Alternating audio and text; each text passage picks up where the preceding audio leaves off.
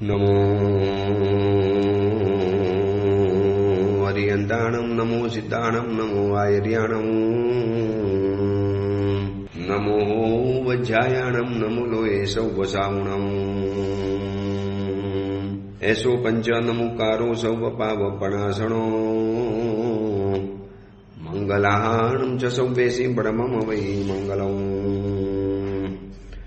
મંગલમ ભગવાન વીરો, મંગલમ ગૌતમ પ્રભુ, મંગલમ સ્થૂલભદ્રાદ્યા, જૈન ધર્મોસ્તુ મંગલમ. પ્રવચનનો વિષય છે એક અનોખી યાત્રા, જીવથી શિવ તરફની, સ્વથી સર્વ તરફની. આજથી આશરે 1060 વર્ષ પૂર્વે બનેલો 51 ગાથાની અંદરમાં જીવના 563 ભેદોને વર્ણવતો આજ વિચાર નામનો ગ્રંથ. સ્વાર્થની એક સંકુચિત દુનિયાની અંદરમાં આપણે પુરાયેલા હતા. વર્ષો સુધી, શાયદ અનાદિકાલ કે અનંતકાલ સુધી આપણે આ સ્વાર્થની દિવાલની અંદરમાં જ કેદ પુરાયેલા હતા. એટલે એનાથી સ્વાર્થની એવી આદત પડી ચૂકી છે કે સૌથી પહેલા પોતાનો વિચાર આવે, સ્વવિચાર. સર્વનો વિચાર તો આવતો જ નથી, પહેલા સ્વનો વિચાર. આ સ્વના વિચારની અંદરમાં આપણે એટલા બધા ઘૂંટ્યા છે, આ ભાવને એટલા બધા ઘૂંટ્યા છે. જેમ નાનકડો બાળક હોય, સ્કૂલમાં જતો તો પહેલાના સમયની અંદરમાં તો ટીચર શિક્ષક એને એકડો લખીને આપે સ્લેટની અંદરમાં. એક સ્લેટ એવી આવતી હતી અને એની અંદરમાં એને એકડો ઘૂંટ્યા કરવાનો. જેટલો વધુ ઘૂંટે એટલે જાતે લખી શકે. તો આ આપણે સ્વાર્થના એકડાને એટલો બધો ઘૂંટ્યો છે, એમાં આપણો પણ કદાચ કોઈક વાંક એવો નથી. કારણ કે આપણે એવી સિચ્યુએશનમાં હતા, એવી પરિસ્થિતિમાં હતા, સાંકડી જગ્યાની અંદરમાં અસંખ્ય જીવો, અનંત જીવો. હવે એના વચની અંદરમાં આપણે આપણી જગ્યા કરવી હોય, હવે જો બીજાનો વિચાર કરવા જઈએ તો આપણે તો ક્યારે રહી જ ન શકીએ. બીજાનો ત્યાં વિચારવા જઈએ તો આપણને ક્યારે સ્થાન જ ન મળે. એટલી સાંકડી જગ્યાની અંદરમાં ઠાસો-ઠાસ ભરેલા અસંખ્ય જીવો રહેલા હતા. મતલબ 10 જણાની કેપેસિટી વાળી રૂમની અંદરમાં 10,000 માણસોને ભરી દેવાની અંદરમાં આવે અને પછી અંદરમાં રહેલો જીવ જો બીજાનો વિચાર કરવા જાય તો પોતે તો આખો કચડાઈ જાય. એટલે પોતાની જાતનો વિચાર એને એવો ઘૂંટ્યો છે કે આ ભવની અંદરમાં, મનુષ્ય ભવની અંદરમાં આવ્યા, ઉત્તમ કુલમાં આવ્યા, અરે શ્રીમંત પરિવારમાં આવ્યા ને તો પણ પોતાનો વિચાર આવે. જોઈન્ટ ફેમિલી હોય, મારા દીકરાઓને પહેલા મળી જવું જોઈએ, મને પહેલા મળી જવું જોઈએ, મારા પતિને કે મારી પત્નીને પહેલા મળી જવું જોઈએ, આપણને સારી રૂમ મળી જવી જોઈએ. સંયુક્ત કુટુંબમાં પણ આ સ્વાર્થની ભાવના હોય છે અને એના જ કારણે પરિવારો વિખૂટા પડતા ગયા, પરિવારો અલગ પડતા ગયા. કેમ પરિવારો જુદા રહેવા ગયા? કેમ વિભક્ત ફેમિલી બની ગયા? કેમ જોઈન્ટ ફેમિલી હવે લગભગ જોવા નથી મળતા? સ્વાર્થના કારણે. એકબીજાનો સ્વાર્થ પૂરો ન થયો, પોતાને મન ગમતું ન થયું એટલે જુદા પડી જવાનું. આ જીવ વિચાર આપણને શીખવાડે છે કે અનંત જીવોની સાથે જ રહેવાનું છે મોક્ષની અંદરમાં. તમે જોજો, 2 અંતિમ છેડા છે. આ બાજુ નિગોદ છે, એમાં પણ અનંત જીવો ભેગા રહેતા હતા અને આ બાજુ એક સિદ્ધ શિલા છે, ત્યાં પણ અનંત જીવોની સાથે જ રહેવાનું છે. 2 બાજુ અનંત જીવોની રહેવાનું છે, પણ એક આ અનંત જીવો સાથે રહેવું અલગ હતું અને આ રહેવું અલગ છે. ત્યાં અનંત જીવોની સાથે રહેતા હતા ત્યારે એક નાનકડું પણ શરીર તો હતું જ, એક નાનકડો પણ આકાર તો હતો જ. જ્યારે આ સિદ્ધ શિલાની અંદરમાં રહીએ છીએ, જ્યોતિષુ જ્યોત મળી જશ અનુપમ વિરમી સકલ ઉપાધિ. જ્યોતિમાં જ્યોતિ છે, શરીર નથી, કોઈ આકાર નથી, કોઈ પ્રકાર નથી, કશું જ નથી, બસ એક માત્ર અદૃશ્ય જ્યોતિ. અને આવી અનંત અનંત અનંત અનંત બોલ્યા જ કરો એટલી જ્યોતિ છે ત્યાં.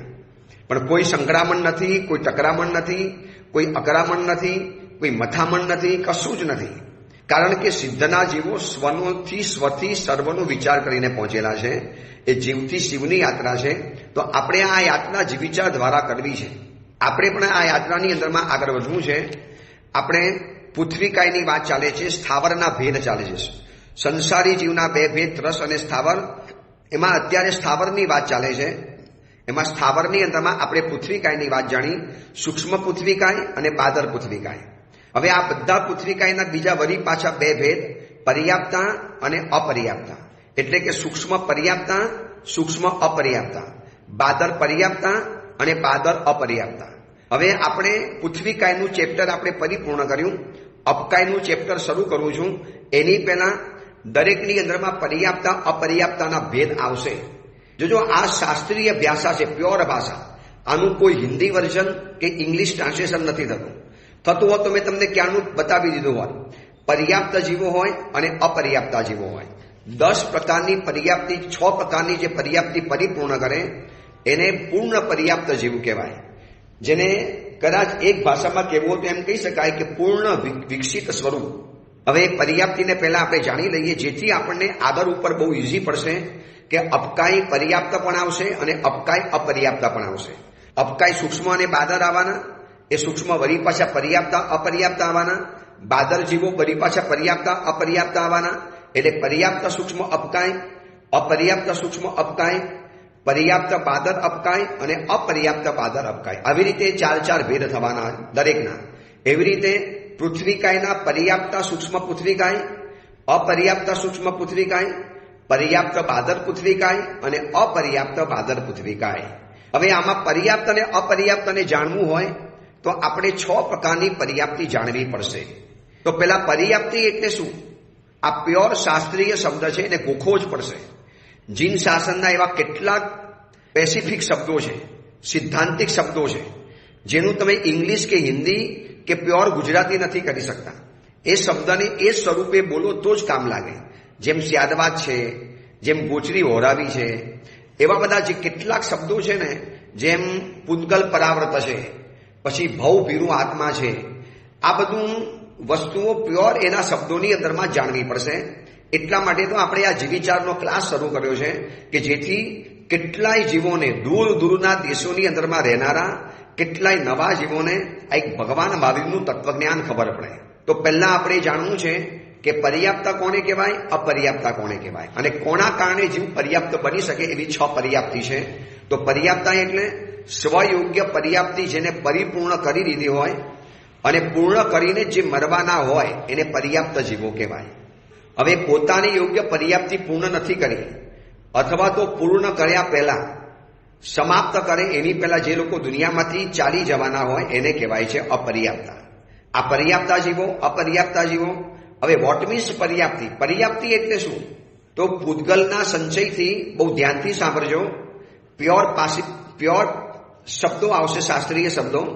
પૂદગલના સંચયથી ઉત્પન્ન થયેલ પૂદગલને ગ્રહણ કરવાની અને એને તેવા પ્રકારના પરિણામે પરિણમાવવાની શક્તિ, એનું નામ છે પર્યાપ્તિ. એક્ઝામ્પલ, પૂદગલનો સંચય.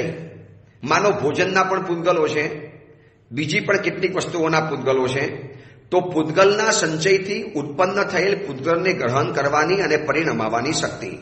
મતલબ મેં ભોજન લીધું, હવે એ ભોજનના પૂદગલોને મેં ગ્રહણ કર્યા અને એ ભોજનના પૂદગલોમાંથી મારે શારીરિક શક્તિ પ્રાપ્ત કરવી હોય તો આને કહેવાય છે પર્યાપ્તિ. આને પર્યાપ્તિ કહેવાય. આવા જીવો, પર્યાપ્ત જીવો પર્યાપ્તિ પરિપૂર્ણ કરી હોય તો જ ગણી શકાય. અને ફરી વખત, પૂદગલના સંચયથી ઉત્પન્ન થયેલ પૂદગલને ગ્રહણ કરવાની અને પરિણમાવાની શક્તિ. ભોજન લીધું તો ઘણી વખત ભોજન પચતું નથી, એ ભોજન અશક્તિનું કારણ બની જાય છે. આહાર પર્યાપ્તિ હોય તો જ તમે ભોજન લઈ શકો, ભોજન હજમ કરી શકો, એ ભોજનમાંથી લોહી બની શકે અને એ ભોજનમાંથી 7 ધાતુઓ બની શકે. હવે 6 પ્રકારની પર્યાપ્તિ પહેલા આપણે જાણી લઈએ, જેથી આપણને આગળ બધે જ આ ચેપ્ટર બહુ કામ લાગવાનું. બધી જગ્યાએ ભેદ આવવાના, સૂક્ષ્મ અને બાદર, પર્યાપ્તા અને અપર્યાપ્તા.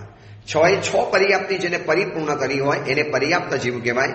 હવે પહેલા નંબરમાં આવે છે આહાર પર્યાપ્તિ. આહાર એટલે ભોજન, ફૂડ. તો ભોજનને જે શક્તિથી આહારના પૂદગલને જીવ ગ્રહણ કરે છે અને એને 7 ધાતુ રૂપે જે પરિણામ આવે છે એને કહેવાય છે આહાર પર્યાપ્તિ. મેં રોટલી ખાધી, શાક ખાધું, મીઠાઈ ખાધી, ફરસાણ ખાધું, અથવા તો XY કોઈ પણ ભોજન વાપર્યું, ફ્રૂટ, મીઠાઈ, મેવો, ફરસાણ, આ ઇત્યાદિ જે પણ ખાદ્ય સામગ્રી મેં ખાધી, એટલે આહારના પૂદગલો છે. હવે આહારનું પૂદગલ મારા જીવે ગ્રહણ કર્યું. હવે એને ગ્રહણ કર્યા પછી એમાંથી ખલ, એમાંથી રસ, એમાંથી લોહી, એમાંથી માંસ, એમાંથી મજ્જા, એમાંથી શરીરની બધી ધાતુઓ ઉત્પન્ન થાય અને એને પરિણમાવાની જે તાકાત એને કહેવાય છે પર્યાપ્તિ કહેવાય.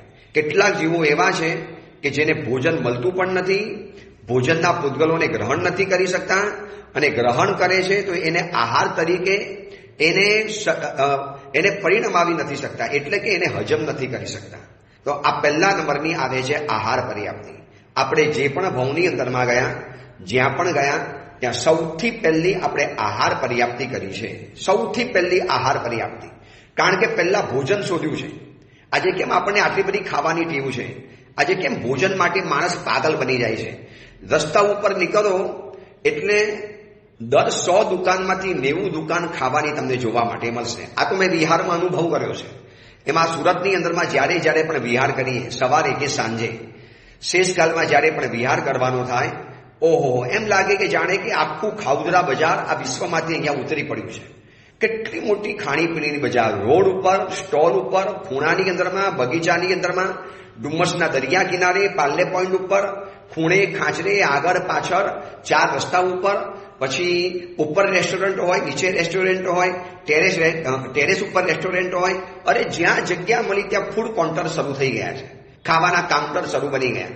ગલી ગૂંચીની અંદરમાં પણ ખાવાની દુકાનો જોવા માટે મળે. એમાં સુરતમાં તો ખમણ અને લોચો અને આ બધું તો જાણે કે આમ ઠેર ઠેર જોવા માટે મળે. હવે આ જીવને ખાવાની આટલી બધી લાલસા કેમ છે? આટલી બધી કેમ ભોજનની આસક્તિ છે? કેમ આટલો બધો જીવ ખાઉદરો બની જાય છે? તપસ્યા કરવામાં કેમ જીવ અટકે છે? આ આહાર પર્યાપ્તિના કારણે. એ આહારની જે આસક્તિ થઈ ગઈ છે, કારણ કે જીવ જ્યાં પણ ઉત્પન્ન થાય છે, કોઈ પણ જીવ જ્યાં પણ ઉત્પન્ન થાય, અજીવની વાત નથી, જીવની વાત છે. જીવ જ્યાં ઉત્પન્ન થાય, સૌથી પહેલા સમયે આહાર પર્યાપ્તિ પરિપૂર્ણ કરે છે. એ હવામાંથી આહાર પેદા કરે. કેટલાક જીવો હવામાંથી આહાર પેદા કરે, કેટલાક જીવો આહાર શોધે. હવે આપણો જ્યારે જન્મ થયો ને, તો આપણે પણ આહાર પર્યાપ્તિ પૂર્ણ કરવા માટે કેટલા બધા ઝાવા નાખતા હતા. આપણે સીધું માનું દૂધ પીવાની કોશિશ કરી. હવે આપણને કોને શીખવાડ્યું કે માનું દૂધ આવી રીતે પીવાય? માના આ શરીરના ફલાના પાર્ટની અંદરમાં માનું દૂધ મળે છે, એમાંથી દૂધ નીકળે. હવે એ જગ્યા ઉપર જ આપણું મોઢું જાય, એ જગ્યા ઉપર જ આપણો હાથ જાય. આ તો આપણને કોઈએ શીખવાડ્યું નથી. હજી તો જન્મ લીધો છે, તાત્કાલિક જન્મ્યા છીએ. જન્મ લીધાના કલાક, 2 કલાક, 3 કલાકમાં માતાનું ધાવણ, માતાનું દૂધ જે આપણે પીને મોટા થયા. ત્યારે તો આપણે રોટલી દાળ ભાત શાક ખાતા નતા, બિસ્કિટ કે ફ્રૂટ, મીઠાઈ, મેવો, ફરસાણ, કેક, ચોકલેટ કશું જ નતા ખાતા. માત્ર માતાના દૂધથી આપણું શરૂઆતનું બંધારણ બનેલું છે. હવે આપણને કોને શીખવાડ્યું કે આવી રીતે દૂધ પીવાનું? દૂધ અહીંયાથી મળે, આ જગ્યા ઉપર દૂધ હોય અને દૂધને પીવાની આ પદ્ધતિ હોય. કોઈ ક્લાસ થોડા હતા? એ આહાર પર્યાપ્તિના સંસ્કારો. અનંત કાળની અંદરમાં સૌથી પહેલું આપણે ભોજન શોધ્યું છે. ભોજન. આ 6 પર્યાપ્તિની જે વાત નીકળી છે ને, આપણે બાદરની વાત કરી છે. બાદરની દુનિયા અતિ વિશાળ છે. પૃથ્વીકાયની વાત આપણે જાણી. મકાનમાં રહીએ છીએ, ગાડીમાં ફરીએ છીએ, મોબાઈલ વાપરીએ છીએ, પૈસા તિજોરીમાં રાખો છો. આ તિજોરી જેમાંથી બને છે એ બધું જ છે પૃથ્વીકાય. બેગમાં પૈસા જે જમા કરાવો છો, બેગમાં જે કાઉન્ટર બને છે, એનું જે લોકર બને છે, આ બધું છે પૃથ્વીકાય. તો આ બધી પૃથ્વીકાય પર્યાપ્તા પણ હોય, અપર્યાપ્તા પણ હોય. પણ કોણ પર્યાપ્તા? એટલે 6 પર્યાપ્તિ જેને પરિપૂર્ણ કરી હોય, એમાં ફર્સ્ટ નંબરમાં આવે છે આહાર પર્યાપ્તિ. જ્યારે પણ શાસ્ત્રમાં વાત આવે છે, જીવ ઉત્પન્ન થતાની સાથે આહાર શોધે છે. અરે માના પેટમાં હતા ને ત્યારે પણ આપણે આહાર કરતા હતા. માએ જે લીધેલું ભોજન, એમાંથી જે બનેલી જે પણ ધાતુઓ, એને આપણે આરોગીને મોટા થતા હતા. એમાંથી તો આપણું થોડું ઘણું શરીર બન્યું માતાના શરીરની અંદરમાંથી. માના પેટમાં બેઠા બેઠા પણ આપણે આહાર કરતા હતા. કેટલી બધી કાતિલ સંજ્ઞા છે આહાર સંજ્ઞાની.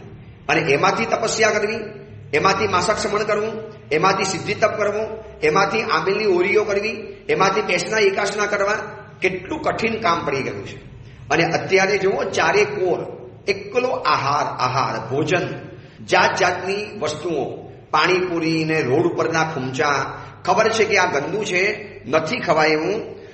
હું છે ને તમને આજે એક આ પ્રવચનની સાથે એક તમને વોટ્સઅપ કદાચ મોકલાવીશ.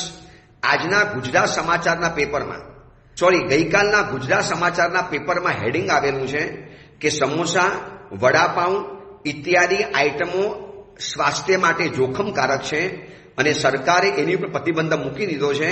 અને એ વેચે છે એ લારીવાળાએ હવે નીચે બોર્ડ લગાવવું પડશે, આ ખાવું એ માનવીય જીવન માટે હાનિકારક છે. આવું સ્પષ્ટ ચુકાદો પેપરોમાં આવી ગયો છે.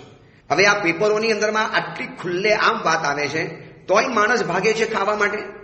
કેટલા વિડીયો કેટલા લોકોએ પોતાના સ્ટેટસની અંદરમાં જાત જાતની ખાવાના નુકસાન મૂકેલા છે, પણ હજી પણ માણસની આગ નથી ખુલતી. કેમ? આહાર પર્યાપ્તિ. અનંતકાળમાં પહેલા ભોજન જ લીધું છે, પહેલું ખોરાક જ ખાધો છે, પહેલું ખાવાનું જ કામ કર્યું છે. જીવ ઉત્પન્ન થતાની સાથે પ્રથમ સમયે આહાર પર્યાપ્તિ પરિપૂર્ણ કરી નાખે. આહાર પછી આવે છે શરીર પર્યાપ્તિ. કારણ કે આહાર લીધો એટલે શરીર બનવાનું, શરીરનો ગ્રોથ થવાનો, શરીરનો વિકાસ થવાનો. આપણે જ્યારે જન્મ્યા ત્યારે કેટલા નાનકડા ઉંદરના બચ્ચા જેવા હતા, છછુંદરના બચ્ચા જેવા, આટલા નાનકડા વેત જેટલા હતા. આજે કોઈ 5 ફૂટ, કોઈ 6 ફૂટ, કોઈ 5.5 ફૂટ, કોઈ તકડો બની ગયો છે ઇન્સાન. કેવી રીતે બન્યો? આહાર પર્યાપ્તિ પછી આવે છે શરીર પર્યાપ્તિ. એટલે બે વસ્તુની આસક્તિ એટલી ભયંકર જામી છે આપણને, આહાર અને શરીર. આના સિવાય માણસને ચાલતું જ નથી. આહાર લીધો એટલે શરીર તો બનવાનું, જેને શરીરથી અટકવું છે એને આહાર ઓછો કરી દેવાનો. એટલા માટે તો આ ચોમાસાની અંદરમાં તપસ્યા કરવાનો એક રિવાજ છે. તપસ્યા કરવાની પરમાત્માએ આપણને પ્રેરણાઓ કરી છે. એટલીસ્ટ રાત્રિ ભોજન તો છોડો, નૌકાશી તો કરો, 2 ટાઈમ કરો, 2 ટાઈમ વાપરો, એકાસનું કરો, 24 હાઉસ ચાલે છે. આબિલની તપસ્યા કરો, બીજું કંઈ ન થાય તો સિદ્ધિ તપ તાકાતો તો સિદ્ધિ તપ માસક સમણમાં જોડાઈ જાઓ. શ્રેણી તપ, ભદ્ર તપ, જાત જાતના મહાત્માઓ જાત જાતના સંઘોની અંદરમાં જાત જાતની તપસ્યા કરાવવાના.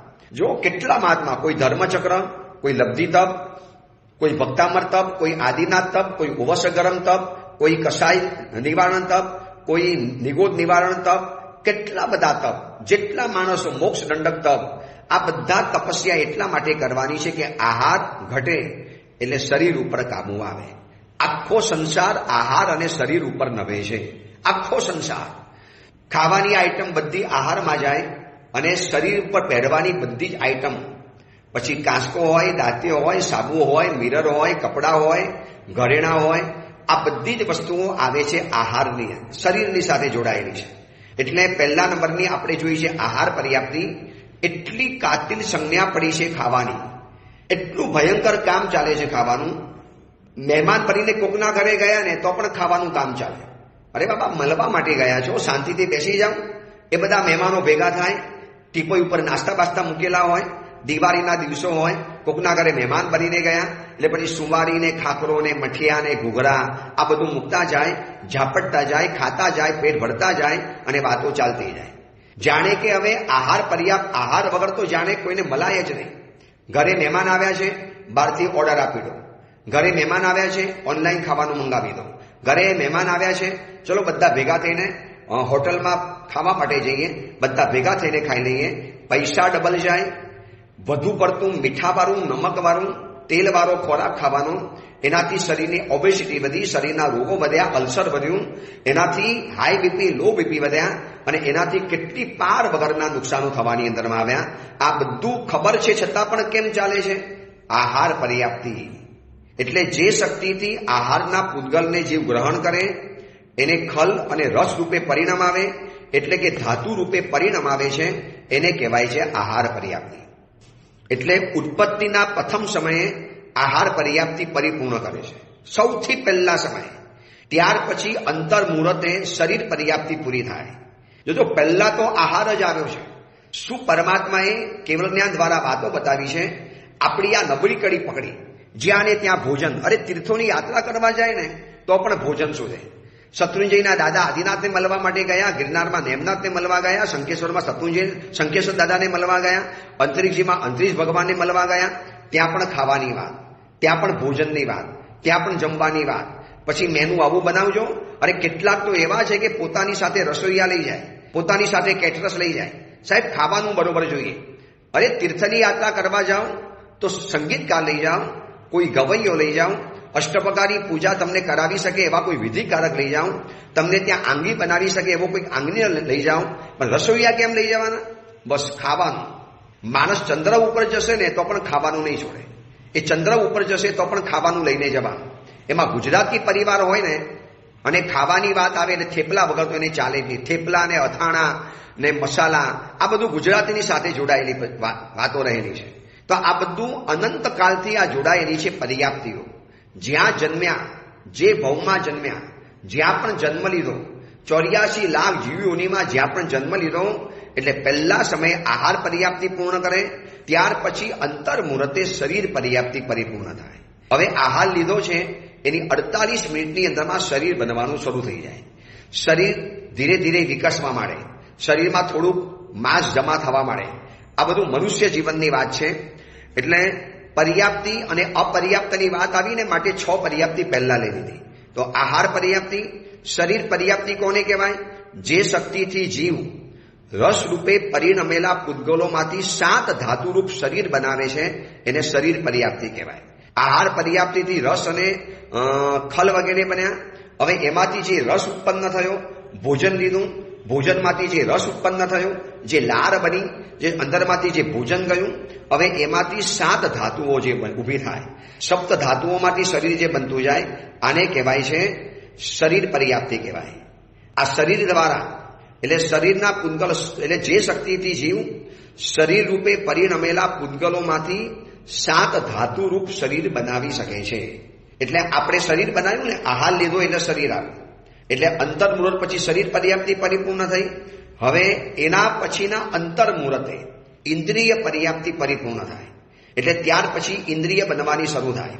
ધીરે ધીરે આંખ, કાન, નાક, પેટ, સ્ટમક, લીવર આ બધું છે ને ધીરે ધીરે અંગ ઉપાંગ બધા ધીરે ધીરે બહાર આવવા માંડે. અંગ ઉપાંગ ધીરે ધીરે વિકસવા થવા માંડે, ધીરે ધીરે વધવા માંડે, ઇન્દ્રિયો થવા માંડે. આંખ બહાર આવી, કાન આવ્યા, કાનમાં શક્તિ આવવા માંડી, સાંભળવાની શક્તિ આવી, જોવાની શક્તિ આવી, ચાલવાની શક્તિ આવી, હાથનું હલનચલનની શક્તિ આવી. નાનકડા દીકરાઓ હોય, કોઈ તાકાત હોય છે શરીરમાં, પણ જેમ આહાર પર્યાપ્તિ પૂરી કરી એટલે શરીર વધ્યું. શરીર પર્યાપ્તિ પૂરી થઈ એના બરોબર અંતર મુહૂર્તે ઇન્દ્રિય પર્યાપ્તિ પરિપૂર્ણ થાય છે. ઇન્દ્રિય પર્યાપ્તિ એટલે જે શક્તિથી જીવ શરીરમાંથી ઇન્દ્રિયો બનાવે છે એનું નામ છે ઇન્દ્રિય પર્યાપ્તિ. આ બધી ઇનર પ્રોસેસ છે. આજનું સાયન્સ પણ કદાચ આટલું વિસ્તારથી નહીં બતાવી શકે કે કયા સમયમાં કઈ પર્યાપ્તિ પૂરી થાય. પર્યાપ્તિ એટલે જીવની પ્રોસેસ, એક પ્રોસેસ કરવાનું જે ચાલે છે, ઇનર પ્રોસેસ છે. તો ઇન્દ્રિય પર્યાપ્તિ પરિપૂર્ણ થઈ શરીરમાંથી ઇન્દ્રિયો પેદા થવાની. હવે ઇન્દ્રિયોને ચલાવે છે કોણ? તો કે શ્વાસોશ્વાસ. એટલે ચોથા નંબરની પર્યાપ્તિ આવે છે શ્વાસોશ્વાસ પર્યાપ્તિ. જો આહાર લીધો ને એટલે શરીર બનવાનું. સિદ્ધના જીવોને આહાર નથી તો શરીર પણ નથી. એટલે આપણે પહેલી ભૂલ એ કરી, દરેક ભાવમાં આહાર શોધ્યો. ઉંદર બન્યા તો આપણે કોકના ઘરની અંદરમાં ઘૂસ મારીને ખોરાક ખાઈ લીધો. બિલાડી બન્યા, ઉંદર ખાધા. હવે કૂતરા બન્યા, બિલાડી ફાડી ખાધી. જોજો પછી જંગલમાં રહેલા સિંહ, વાઘ વગેરે બન્યા તો બકરા અને ગાયને ફાડી ખાધા. મચ્છર બન્યા તો કોકના શરીરમાં ડંખ મારીને પણ પોતાની શરીરની લાલસાને પરિપૂર્ણ કરવાનું કામ કર્યું. આહાર પર્યાપ્તિ એવી છે કે શરીર છે એટલે આહાર જોડાયેલો છે, અને આહાર છે એટલે શરીર વળી પાછું આવી જાય છે. આ બંને એકબીજાની સાથે જોડાઈ ગયા. આહાર લીધો એટલે શરીર આવ્યું. હવે શરીર આવ્યું એટલે એને ટકાવવા માટે વળી પાછો આહાર લેવો પડે. હવે આહારમાં ભક્ષ પણ આવે, અભક્ષ પણ આવે, વાસી પણ આવે, અપેય પણ આવે, દ્વિદલ પણ આવે, 22 પ્રકારના અભક્ષ ભોજનો પણ આવે. પછી રોડ ઉપરનું પણ આવે, રેકડીનું પણ આવે, હોટલોનું પણ આવે, ખુમચા ઉપરનું પણ આવે. પછી અયોગ્ય ભોજન પણ આવે, માંસાહાર પણ આવે. શું નથી આવતું એ સવાલ છે આહારની પાછળ. જો કંટ્રોલ નહીં કરીએ તો આહાર પર્યાપ્તિ એટલી વકરી જવાની, એટલી બેકાર જવાની. આજે એવા મહાત્માઓ છે ને, જિંદગીભર આંબિલ કરનારા, જિંદગીભર ઉપવાસ કરનારા, જિંદગીભર એકાસનું કરનારા, જિંદગીભર માટે મીઠાઈ, મેવો અને ફલ ફ્રૂટ ઇત્યાદિનો ત્યાગ કરનારા આવા પણ મહાનુભાવો છે. તો આહાર પર્યાપ્તિ, બીજા નંબરમાં શરીર પર્યાપ્તિ, ત્રીજા નંબરમાં ઇન્દ્રિય પર્યાપ્તિ. જે શક્તિથી જીવ શરીરમાંથી ઇન્દ્રિયો બનાવે તે ઇન્દ્રિય પર્યાપ્તિ. આંખ બનાવી શકાય, કાન બનાવે, નાક બનાવે, શરીરના અંગ ઉપાંગ બનાવે, શરીરની અંદરમાં રહેલી વસ્તુઓ બનાવે, શરીરની ધાતુઓ બનાવે. આ બધું જે બનાવે છે આ બધું જ કહેવાય છે ઇન્દ્રિય પર્યાપ્તિ. હવે ચોથા નંબરમાં આવી શ્વાસ ઉશ્વાસ પર્યાપ્તિ. એટલે બ્રીધિંગ જે લઈએ ને, શ્વાસ લેવાનું અને શ્વાસ છોડવાનું. જે શક્તિથી જીવ શ્વાસોશ્વાસ વર્ગણાના પૂતગલોને ગ્રહણ કરે અને શ્વાસોશ્વાસ રૂપે પરિણમાવે અને વળી પાછું એનું વિસર્જન પણ કરે, એને કહેવાય છે શ્વાસ ઉશ્વાસ પર્યાપ્તિ. બ્રીધિંગ જે કહીએ છીએ ને, શ્વાસ અંદરમાં લેવાનો પણ ખરો અને શ્વાસ છોડવાનો પણ હોય છે. એકલો શ્વાસ લઈ લીધો કામ ના લાગે, લીધા પછી છોડવાનો પણ આવે છે. બ્રિધિંગની સિસ્ટમ બે રીતે ચાલે, શ્વાસ અને ઉશ્વાસથી, લેવાનું અને છોડવાનું. તો એવી કેટલીક શક્તિઓ કુદરત તરફથી આપણને ઇનબિલ્ટ મળે છે કે જે શક્તિથી આ કુદરત તરફથી આ બધી એવી ગોઠવણ થયેલી છે. એ વ્યક્તિને એવી રીતે સામેથી મળી જાય કે એવી શક્તિ મળે કે જેનાથી જીવ શ્વાસ ઉશ્વાસ એના જે વર્ગણાના પૂતગલોને ગ્રહણ કરે. હવે આપણે જન્મતાની સાથે આપણને બ્રિધિંગ શરૂ થઈ જાય છે. કોઈ આપણને શીખવાડવા માટે આવ્યું, કોઈ બાળકને કહેવા માટે આવ્યું કે જો આવી રીતે શ્વાસ લેવાના, આ ઊંડા શ્વાસ લેવાના. એ મોટા થયા પછી રામદેવ બાબા જેવા કોઈ બાબાએ આપણને શીખવાડ્યું કે પ્રાણાયામ આવી રીતે કરવાનું. એ શ્વાસોશ્વાસ શીખવાડ્યા પડ્યા. પ્રાણાયામ કોઈ શીખવાડો, પ્રાણાયામ શીખવું પડે, શ્વાસોશ્વાસ શીખવા ના પડે. એ તો જન્મતાની સાથે આવડી જાય છે. આ પર્યાપ્તિ છે જે જીવને કરવી જ પડે. પર્યાપ્ત જીવને 6 પર્યાપ્તિ પરિપૂર્ણ કરવી પડે. તો શ્વાસ ઉશ્વાસની જે પદ્ધતિ છે, જે બ્રિધિંગ ચાલે છે, માના પેટમાંથી હતા ત્યારથી આપણું બ્રિધિંગ શરૂ થઈ જાય છે. સાયન્સ એમ કહે છે. તો આ બધું સહજ રૂપે થઈ જાય છે. આ શ્વાસ ઉશ્વાસની પદ્ધતિ, આ 6 પર્યાપ્તિ એવી છે કે એનાથી જીવ સંપૂર્ણ બની શકે, પર્યાપ્ત બની શકે, બાકી પર્યાપ્ત ન બની શકે. તો શ્વાસ ઉશ્વાસની પર્યાપ્તિ આવી. 5મા નંબરમાં આવે છે ભાષા પર્યાપ્તિ. જે શક્તિથી જીવ ભાષા વર્ગણાના પૂતગલોને ગ્રહણ કરે, એને ભાષા રૂપે પરિણામ આવે અને એનું વિસર્જન કરે. જે ભાષા વર્ગણાના પૂતગલો છે આ હવાની અંદરમાં, એને લેવાની શક્તિ, એને સ્વીકારવાની શક્તિ, એને એક્સેપ્ટ કરવાની શક્તિ, એને લીધા અને એને ભાષા રૂપે પરિણામ આવે. જો પશુ છે ને એની પાસે ભાષા નથી, એની પાસે શબ્દો છે પણ ભાષા નથી, એ બોલી નથી શકતા. જ્યારે આપણે બોલી શકીએ છીએ, ભાષા વ્યક્ત કરી શકીએ છીએ, હું આ પ્રવચન આપી શકું છું, એ મારી ભાષા પર્યાપ્તિ છે. હું બોલી શકું છું. હવામાંથી એવા ભાષા વર્ગણાના પૂતગલોને મેં સ્વીકાર્યા અને એને ભાષા તરીકે મેં પરિણામ આવ્યા અને પછી મેં એને એવી રીતે એનું વિસર્જન પણ કર્યું. આને કહેવાય છે ભાષા પર્યાપ્તિ. એટલે જેનાથી આપણે કડવા મીઠા વચનો, ગાર બોલીએ, સ્તુતિ બોલીએ, સ્તવન બોલીએ, સજ્જાઈ બોલીએ, પતિકમણમાં સૂત્રો બોલીએ, કોઈની સાથે વાતચીત કરીએ, ફોનની અંદરમાં ગપસપ કરીએ, કોઈની સાથે આપણે ટોકિંગ કરીએ, પછી મીટિંગ વગેરે કરીએ, જેટલું પણ કરો, જીભ દ્વારા જે બોલવાનું છે એ બધી જ આવે છે ભાષા પર્યાપ્તિ. જેમાં ગળાના સ્નાયુઓ અને જીભ વગેરે ભેગી થઈ અને જે રીતના શબ્દો ઉચ્ચાર ઉત્પન્ન કરે છે. તો આવી છે ને એક ભાષા પર્યાપ્તિ પણ એક અલગ પ્રકારની હોય. કોકનો અવાજ ઘોઘરો, કર્કશ અવાજ આપણને સાંભળવો જ ન ગમે, એમ થાય કે આ ન બોલે તો સારું. અને કેટલાકના અવાજ એવા ઘેરા અને ગંભીર હોય, એવા એક મદ્દાનો અવાજ હોય, એવો એક સુરીલો અને મીઠો અવાજ હોય જે આપણને સાંભળવો ગમે. એમ થાય કે આ ગાય તો સારું, આ હજી વધુ ગાય તો સારું, આને હજી વધુ બોલે તો સારું. તો આ બધું આવે છે ભાષા પર્યાપ્તિમાં. આજે જે આપણે બોલીએ છીએ એ ભાષા પર્યાપ્તિ છે. તો ઉત્પત્તિના પ્રથમ સમયે આહાર પર્યાપ્તિ પૂર્ણ થાય, એના અંતર મુહૂર્તે શરીર પર્યાપ્તિ પૂર્ણ થાય, ત્યાર પછીના અંતર મુહૂર્તે ઇન્દ્રિય પર્યાપ્તિ પરિપૂર્ણ થાય, ત્યાર પછીના અંતર મુહૂર્તે શ્વાસ ઉશ્વાસ પર્યાપ્તિ પરિપૂર્ણ થાય, એના પછીના અંતર મુહૂર્તે ભાષા પર્યાપ્તિ પરિપૂર્ણ થાય. હવે છેલ્લા નંબરમાં આવે છે મનઃ પર્યાપ્તિ. એના અંતર મુહૂર્ત પછી મન પર્યાપ્તિ. એટલે જે શક્તિથી જીવ મનોવર્ગણાના પૂતગલોને ગ્રહણ કરે, મન રૂપે પરિણામ આવે અને એનું વિસર્જન કરે, આને કહેવાય છે મનઃ પર્યાપ્તિ. આજે એવા કેટલાય મનુષ્યો છે ને જે મંદ બુદ્ધિવાળા છે, જેનું માઇન્ડ ચાલતું જ નથી, જેનું મગજનો વિકાસ જ નથી થયો, જે લોકો આમ નબળા અને ગાંડા જેવા દેખાય, એકદમ વિકલાંગ દેખાય, જેને જોતાની સાથે આપણને દયા આવે, એવા જીવો છે મનુષ્ય, પર્યાપ્ત જીવો છે, પણ પર્યાપ્તિનો પૂર્ણ વિકાસ નથી થયો. એટલે કે મનોવર્ગણાના પૂતગલોને ગ્રહણ કરી શકે, મન રૂપે પરિણામ આવી શકે અને એનું વિસર્જન કરી શકે. આજે જે કોમામાં જીવો ગયા છે, જે જીવોને બ્રેઇન ટ્યુમર થાય છે, જે જીવોને બ્રેઇન હેમરેજ થઈ જાય છે, આ બધાને શું થયું? મનઃ પર્યાપ્તિ થોડી ખંડિત થઈ ગઈ. કારણ કે મનોવર્ગણાના પૂતગલોને ગ્રહણ કરવાની શક્તિ એમની ઓછી થઈ ગઈ, કુંઠિત થઈ ગઈ, એમની ખંડિત બની ગઈ. એના કારણે હવે એટલું મન એમનું કામ નથી કરતું. છે પર્યાપ્ત જીવો, પંચેન્દ્રિય પર્યાપ્ત જીવો છે, પણ મનઃ પર્યાપ્તિ હવે જોઈએ એવી કામ નથી કરતી. આજે મારી તમારી કામ કરે છે ને, હું આ પ્રવચન આપું છું તો એના પોઈન્ટ, એના મુદ્દા, એ બધી વાતોને હું યાદ રાખી શકું છું, તમારી સામે રજૂ કરી શકું છું, અટક્યા વગર બોલી શકું છું, કારણ કે મનોવર્ગણા બરોબર કામ કરે છે, મનઃ પર્યાપ્તિ બરોબર કામ કરે છે. પણ જો મન પર્યાપ્તિ કામ નહીં કરે તો આવતીકાલે હું પોતે જ બોલેલું ભૂલી જઈશ, બોલતા બોલતા ભૂલી જઈશ, બોલતા બોલતા અટકી જઈશ. મારે આમ વિચારવું પડે, એવું કરવું પડે મારે. આ શરમ જે ચાલે ને થ્રુ આઉટ ગાડી, એ મનોવર્ગણાના પૂતગલો છે, જેને મન પર્યાપ્તિ કહી શકાય છે. આવી 6 પર્યાપ્તિ હોય છે. સૌથી છેલ્લા અંતર મુહૂર્તે મનઃ પર્યાપ્તિ પરિપૂર્ણ થાય.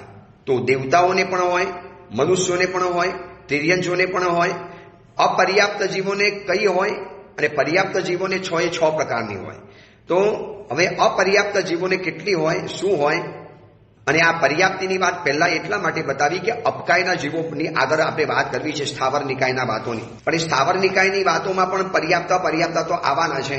તો એ પર્યાપ્ત અપર્યાપ્તનું આપણને ખ્યાલ આવે એના માટે આ પહેલા વાત લઈ લીધી. એટલે આ ચેપ્ટર આખું બરોબર મગજમાં યાદ રાખજો. ન સમજાય તો 2-3 વખત સાંભળજો, જેથી તમને ખ્યાલ આવશે. આ તત્વજ્ઞાન છે, આ કોઈ કથાનો પ્રવચન નથી. આ વખતે એટલે તત્વજ્ઞાન પકડ્યું છે કે જેથી લોકોને જીવિચારની વાતો તો ખ્યાલ આવે. એક શોર્ટ ભાષાની અંદરમાં, સિમ્પલ ભાષાની અંદરમાં એ જીવિચાર તો ભણી શકે. બધાને ભણાવનારા નથી મળતા, બધાને ભણાવવાના હોય ત્યારે એવી અનુકૂળતા નથી મળતી. આ ઘેર બેઠા જીવિચાર ભણી શકાય છે. તો ખાસ તમે પણ જાણજો, બીજાને પણ આની અંદરમાં જોડજો. એ જ મંગલ કામના, મંગલ ભાવના. જીનાગના વિરુદ્ધ કાંઈ પણ બોલાયું હોય તો મિચ્છામી.